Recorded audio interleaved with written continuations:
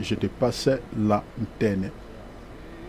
Merci beaucoup, mon très cher frère Thierry. Amen. Alors, bonsoir à tous. Ça me fait plaisir de vous retrouver pour notre émission du mercredi. Alors, ce soir, j'avais à cœur de vous parler d'une question importante, qui est importante surtout que ce qui est important. Vous m'entendez bien? Très bien, le son est Oui, bien, oui, est bon. oui, oui, très bien. C'est magnifique. Gloire à Dieu. Amen. Donc un thème d'importance vu l'actualité aujourd'hui, parce que quand on voit ce qui se passe au Proche-Orient, c'est horrible, c'est triste, c'est malheureux. Et puis il y a des choses à dire là-dessus. Parce que donc le thème que j'avais à cœur de parler, c'est quelle doit être l'attitude des chrétiens à l'égard d'Israël et des Juifs. Donc Israël et les Juifs, on ne peut pas dissocier l'un de l'autre parce que Israël, c'est le nom du peuple juif. Israël, en fait, c'est le nom de Jacob. Et puis il a pris ce nom, c'est ses descendants qui sont devenus le peuple juif.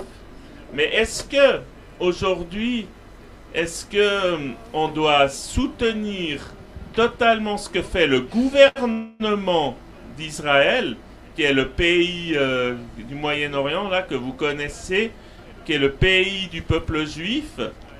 Donc est-ce qu'on a vraiment accepté, soutenir sans exception, sans la moindre question, remise en question, sans le moindre doute ce que le gouvernement fait actuellement, ou bien pas, ou bien est-ce qu'on peut avoir des doutes, est-ce qu'on peut avoir des critiques?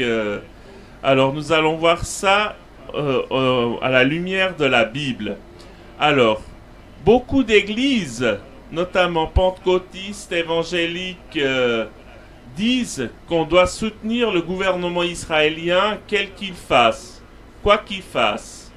Et ils s'appuient pour dire ceci sur une écriture Genèse au chapitre 12, au verset 2. Alors, je lis. Alors, je ferai de toi une grande nation. Je bénirai, je rendrai ton nom grand. Tu seras une source de bénédiction. Et au verset 3, il dit, je bénirai ceux qui te béniront. Je maudirai ceux qui te maudiront. Et toutes les familles de la terre sont bénies en toi. Voilà. Donc, ces églises nous disent qu'ils utilisent cette écriture pour nous dire que voilà, si tu soutiens pas tout ce que Netanyahou fait, eh ben tu seras maudit. Voilà. Est-ce que c'est vraiment cela que ce verset veut dire, ou est-ce que ce verset veut dire autre chose? En fait, à cette époque, ce verset voulait dire simplement que ceux qui bénissent l'ensemble du peuple juif seront bénis, qu'on doit bénir, qu'on doit aimer l'ensemble du peuple juif, qui est le peuple de Dieu terrestre. Ça, c'est important. Et que ceux qui ont de la haine ou de la colère ou des mauvaises pensées, des mauvaises choses contre ce peuple terrestre de Dieu, eh ben, ils subissent la colère de Dieu, ils subissent la malédiction. Pourquoi? On peut dire que les Juifs, c'est le peuple terrestre de Dieu. Donc on voit très clairement que Dieu leur a donné des forces, des bénédictions matérielles, des bénédictions terrestres importantes. D'ailleurs, il y a quelques années de là, mon frère Thierry m'avait montré un reportage sur un village, un petit pays au cœur de la Sibérie, fondé par des Juifs qui avaient été déportés par Staline. Alors qu'en Sibérie il fait froid, les gars ils devaient censés mourir de froid, être glacés, mourir de froid, glacés. Puis en fait, non seulement ils ont survécu, mais ils ont pu faire une petite ville, un petit pays. Et ça, c'est magnifique, parce qu'ils ont eu la protection de Dieu. Dieu était vraiment avec eux. Voilà. Ça, c'est important de le souligner. Mais, en tant que chrétien, qu'en est-il de la vie spirituelle aux côtés des Juifs? Qu'est-ce que spirituellement, quelle doit être notre attitude? Alors, notre attitude doit être de parler de Jésus-Christ au peuple juif. Parce que si Israël, le peuple terrestre de Dieu, a des bénédictions terrestres, ces bénédictions terrestres, cette protection de Dieu, ne les sauve pas, ne sauve pas leur âme. Parce que la Bible nous dit très très clairement, dans plusieurs écritures, que ils ont aussi hérité de la nature adamique et du péché au singulier, et ce sont des hommes, des pécheurs comme nous. Alors nous pouvons lire notamment dans Romains au chapitre 3 au verset 23. Alors nous disons ceci: car tous ont péché et sont privés de la gloire de Dieu. Tous ont péché et sont privés de la gloire de Dieu. Paul, il ne dit pas tous, sauf les Juifs, ont péché et sont privés de la gloire de Dieu. Il dit très clairement, et j'insiste sur ce point, tous ont péché et sont privés de la gloire de Dieu. Et puis au verset 9 à 12, Paul il nous dit aussi ceci, donc toujours dans le chapitre 3. Quoi donc? Sommes-nous plus excellents? Donc nous les Juifs, parce que Paul, il était juif. Et puis il était même, avant sa conversion, il était avec les pharisiens, les religieux de l'époque, et il persécutait l'Église. Et le Seigneur s'est révélé à lui spirituellement. Voilà, donc il dit, sommes-nous plus excellents? Alors il répond, nullement, nullement, car nous avons déjà prouvé que tous, juifs et grecs, sont sous l'empire du péché. Donc tous, juifs et grecs, sont sous l'empire du péché. Selon qu'il est écrit, il n'y a point de juste, point même un seul. Donc ça c'est très clair. Il n'y a point de juste, pas même un seul. Et au verset 11, il dit, nul n'est intelligent, nul ne cherche Dieu. Tous sont égarés, tous sont pervertis. Il n'en est aucun qui fasse le bien, pas même un seul. Donc, c'est très clair. On nous dit très clairement, Paul, il nous dit très clairement que l'ensemble des Juifs, ils sont aussi pécheurs que les autres. Ils ont aussi hérité du péché au singulier et ils ont aussi besoin du Seigneur Jésus-Christ pour être sauvés, parce qu'ils sont aussi dans le péché. Ils sont aussi des pécheurs. Ils ont les mêmes problèmes que nous. Ni plus, ni moins. Et d'ailleurs, quand on lit dans l'évangile de Luc, déjà Jean-Baptiste, il leur disait, il avait des mots très clairs. Il disait très clairement à l'ensemble des Juifs qui venaient l'écouter. Alors nous lisons dans l'évangile de Luc au chapitre 3 au verset 8. Alors je lis. Produisez donc des fruits dignes de la repentance. Et ne vous mettez pas à dire en vous-même, nous avons Abraham pour père. Donc il dit très clairement, voilà, c'est pas parce que vous êtes les fils terrestres d'Abraham, donc le peuple de Dieu terrestre, que vous pouvez faire n'importe quoi. Vous devez aussi vous repentir. Vous devez produire du fruit de la repentance, autrement dit, changer de vie. Ça, c'est très très clair. Et puis dans Jean 14, au verset 6, le Seigneur Jésus-Christ, il dit « Je suis le chemin, la vérité et la vie. Nul ne vient au Père que par moi. » Donc il ne dit pas « Nul, sauf les Israélites, ne viennent au Père que par moi. » Il ne dit pas les Israélites, ils ont un ticket VIP, ils n'ont pas besoin de mettre leur vie en règle, ils n'ont pas besoin de m'accepter comme Seigneur et Sauveur, ils peuvent faire ce qu'ils veulent. Non, il est très clair, il dit « Nul ne vient au Père que par moi. » Voilà. Donc, un juif et un grec sont sur la même pied d'égalité. Ils ont tous besoin du salut. Et ce salut, c'est en Jésus-Christ seul. Et ça, c'est aussi précisé dans Galates 3, 28 et 29. On nous dit aussi...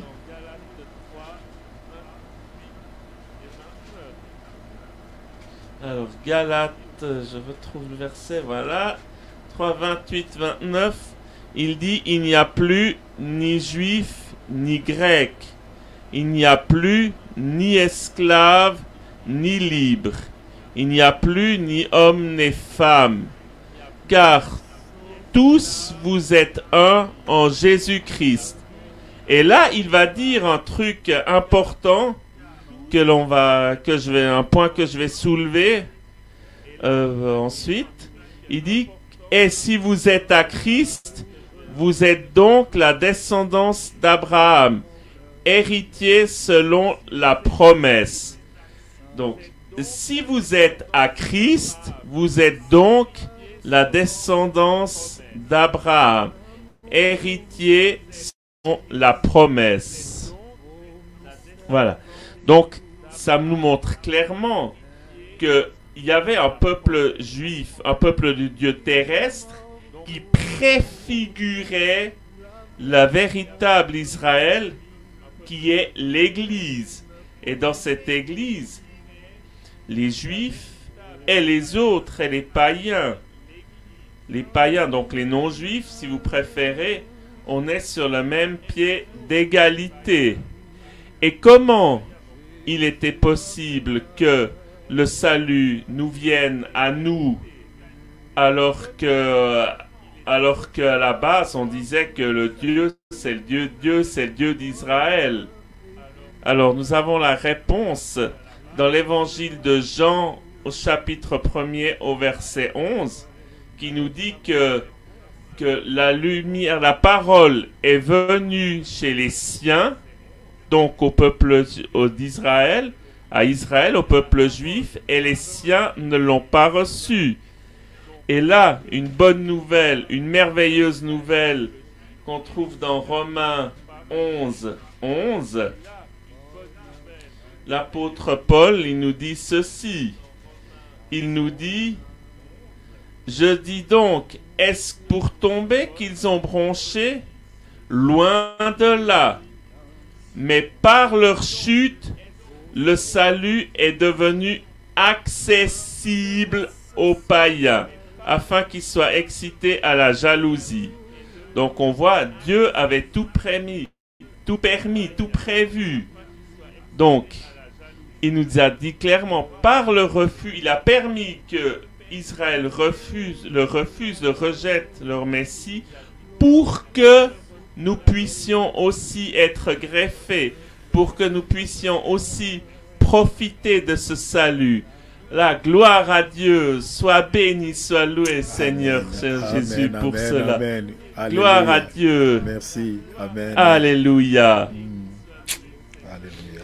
Alléluia. Gloire à Dieu. Et donc, il y a aussi une fausse doctrine qui est de l'autre extrême, qui est propagée depuis des siècles par l'Église catholique et qui est reprise par des églises protestantes. Donc une thèse antisémite qui dit que voilà, Israël est complet, ils ont crucifié leur sauveur, ils ont refusé leur sauveur, ils sont maudits à vie, c'est des méchants, ils n'ont aucune chance de salut, et patati et patata. Et ça, c'est très clairement contesté par la parole de Dieu. L'apôtre Paul, il le dit très clairement dans Romains au chapitre 11 au verset 1er, il dit ceci: je dis donc, Dieu a-t-il rejeté son peuple, donc le peuple juif, donc les Israélites? Il dit très clairement, loin de là, car moi aussi je suis israélite de la postérité d'Abraham, de la tribu de Benjamin. Dieu n'a point rejeté son peuple qu'il a connu d'avance. Donc il dit très clairement, voilà que moi je suis juif. Et d'ailleurs, les 12 premiers apôtres, ils sont tous juifs, sans exception. Tous ceux, les tout premiers chrétiens, ce sont des juifs. Gloire à Dieu. Mais c'est vraiment parce que l'ensemble du peuple juif n'a pas reconnu Jésus-Christ comme son Messie, comme son Sauveur, que le salut nous a été donné à nous, aux nations, aux païens. Et c'est ça qu'on appelle la réconciliation, le temps de la grâce. C'est la réconciliation entre juifs et païens. Et d'ailleurs, pour en revenir à la guerre au Proche-Orient, à ce qui se passe au Proche-Orient, on parle beaucoup depuis 1993 de processus de paix, de négociations, de paix, etc., etc. Alors que, en fait, c'est les paroles, les trucs de politiciens dont on ne peut pas en attendre grand-chose. Mais la vraie paix là-bas, la vraie paix, c'est un juif et un palestinien qui ont accepté Jésus-Christ comme Seigneur et Sauveur, qui mettent en parole la pratique, qui respectent les commandements de la Bible, qui sont vraiment des chrétiens nés de nouveau. Eux, ils ont une vraie paix. Eux, ils sont l'amour du prochain. Ils ont vraiment la paix. C'est ça la vraie paix. Gloire à Dieu, gloire à Jésus-Christ pour cela. Parce qu'en dehors de Jésus-Christ, on ne pourra jamais avoir de vraie paix. Amen. Gloire à Dieu. Amen. Ça, c'est important de le souligner. Et puis, mais on dit aussi que Israël, ce qui se passe maintenant, c'est l'horloge du temps. Parce que les Juifs ont été ramenés dans leur pays en 1948, soit après la Deuxième Guerre mondiale. Mais contrairement à ce que certains puissent affirmer, malheureusement, ce n'était pas, il n'y avait pas forcément de bonnes intentions. Parce que les prophéties nous montrent que ceci a été fait justement pour permettre à l'Antéchrist de se manifester. Et là, ce sera une période vraiment horrible. Parce que les prophéties nous disent qu'il y aura une fausse alliance entre Israël et celui qui se prétendra à être le Messie. Et nous, la véritable Église, et ça c'est aussi une bonne nouvelle, nous serons épargnés de ceci parce que nous aurons été enlevés. Et donc, après ce qui se passera, quand il y aura l'Antéchrist qui s'installera là-bas, qui se fera passer pour Messie, là, ce sera horrible ce qui se passera. Parce qu'après la deuxième moitié de son règne, il montrera son vrai visage diabolique. Et là, il persécutera, il exterminera le 2/3 des Juifs qui auront fait leur alia. Et pour ceci, il y a beaucoup de gens qui prétendent défendre le peuple juif qu'est-ce qu'ils font? Ils encouragent les Juifs à retourner dans leur pays pour mieux les piéger. Et ça, on lit dans Zacharie 13, 8, la Bible nous dit que 2/3 sera exterminé par l'Antéchrist. Et c'est ça le but de l'Antéchrist, c'est ça le but des Illuminati. Ils veulent exterminer l'ensemble du peuple juif. Ils ont une telle haine des Juifs, cette haine ne peut venir que de l'ennemi, que de leur maître, qui est le diable. Une telle haine. Et quand on voit aussi tous ces politiciens qui prétendent défendre Israël, on voit que c'est des mensonges. Et d'ailleurs, on nous sort des idées que l'antisémitisme d'hier, c'est pas l'antisémitisme d'aujourd'hui qui est plus brutal, etc. Ce genre de baliverne. Alors que là, je sors une petite parenthèse historique. Quand on étudie la Deuxième Guerre mondiale, on montre que l'antisémitisme d'aujourd'hui, c'est-à-dire l'antisémitisme islamique, et l'antisémitisme de hier, l'antisémitisme d'Hitler, ils étaient ensemble pendant la Deuxième Guerre mondiale. Je ne vais pas rentrer dans des détails, mais l'islamisme, l'intégrisme islamisme, était de mèche avec les nazis pendant la Deuxième Guerre mondiale. Voilà, je ferme la parenthèse. Merci mon frère. Voilà.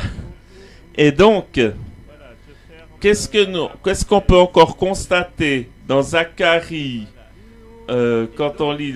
Qu'est-ce qu'il nous dit encore le prophète Zacharie? Au chapitre 13, au verset 8, il nous dit ceci. Dans tout le pays, dit l'Éternel, les 2/3 seront exterminés, périront. Donc le 2/3 des Juifs, une fois que l'Antéchrist aura pris son pouvoir là-bas à Jérusalem, il exterminera le 2/3 des Juifs. Et l'autre tiers restera. Donc Dieu, il protégera 1/3 des Juifs. Et il dit, je mettrai ce tiers dans le feu et je le purifierai comme on purifie l'argent. Je l'éprouverai comme on éprouve l'or. Il invoquera mon nom et je l'exaucerai. Je dirai, c'est mon peuple, et il dira, l'Éternel est mon Dieu. Donc là, le prophète Zacharie dit très clairement que là, le salut retournera en Israël. Que le tiers qui survivra à ce nouvel holocauste, à cette horrible Shoah perpétrée par l'Antéchrist, sera protégé par Dieu, et ils reconnaîtront que Jésus-Christ est le seul vrai Dieu. Excusez-moi. Et il reconnaîtra que ceux que leurs ancêtres avaient fait crucifier en disant crucifie-le, crucifie-le, libère-nous Barabbas, celui-là c'est pas le roi des Juifs, crucifie-le. Ils reconnaîtront que c'était vraiment lui, le vrai Messie. C'est là où vraiment le salut retournera en Israël. Pourquoi peut-on dire que le salut retournera en Israël? Parce que pour nous les nations, on aura déjà eu l'enlèvement. Et on dit, la Bible nous dit très clairement dans 2 Thessaloniciens 2, lorsqu'il parle de l'avènement de l'Antéchrist, on nous dit que celui qui le retient encore, autrement dit l'Esprit Saint, il sera plus là. Donc je lis en détail. Donc dans 2 Thessaloniciens 2, verset 7, car le mystère de l'iniquité agit déjà. Il faut seulement que celui qui le retient encore ait disparu. Et là après il parle de l'Antéchrist. On nous dit que et alors paraîtra l'impie, donc l'Antéchrist, que le Seigneur Jésus détruira par le souffle de la bouche et qu'il écrasera par l'éclat de son avènement. Donc quand on dit il faut que celui qui le retient, autrement dit l'Esprit Saint, ait disparu. Et quand est-ce que l'Esprit Saint a disparu? C'est lors de l'enlèvement de l'Église. Parce que il faut bien se rappeler, il y aura 2 retours de Jésus-Christ. En plus de celui où il est déjà venu, où il est mort à la croix et ressuscité pour nous. Il y aura, lorsqu'il viendra dans les airs pour nous chercher, le jour de l'enlèvement, et il y aura son retour glorieux où il mettra le pied sur la terre, où il reviendra vraiment sur la terre. Donc, quand il viendra sur la terre, l'Église aura déjà été enlevée. Et quand l'Église a été enlevée, il y aura cet antéchrist qui instaurera sa dictature diabolique horrible. D'où l'importance de ne pas rater l'enlèvement. Voilà. Et puis nous voyons que l'enlèvement est tout proche. Quand on peut lire dans tout le chapitre de Matthieu 24, tout le chapitre, on voit que les signes de son enlèvement, de l'enlèvement sont tout proches, que les signes sont là. L'enlèvement est tout proche. Voilà, donc c'est important vraiment d'être fidèle à Dieu et à sa parole. Voilà.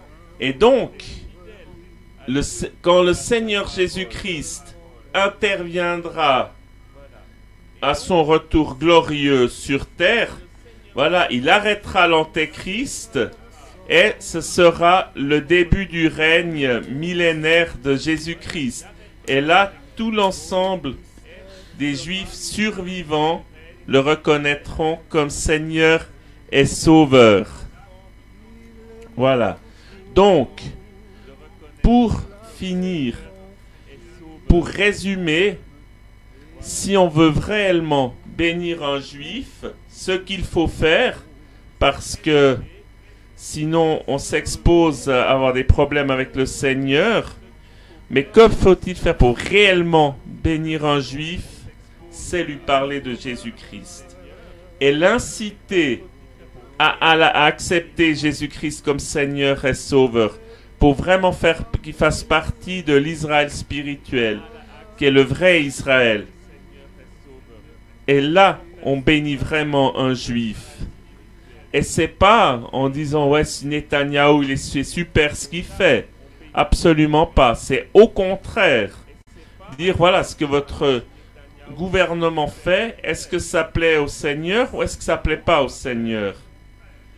Mais vraiment de l'inciter à accepter Jésus-Christ comme Seigneur et Sauveur et mettre en parole sa pratique. Et en mettant sa parole en pratique, on dit, mais est-ce que le gouvernement israélien est fait, est-ce que c'est bien? Est-ce que ça plaît à Dieu ou pas? Voilà. C'est ça vraiment, bénir Israël, bénir les Juifs.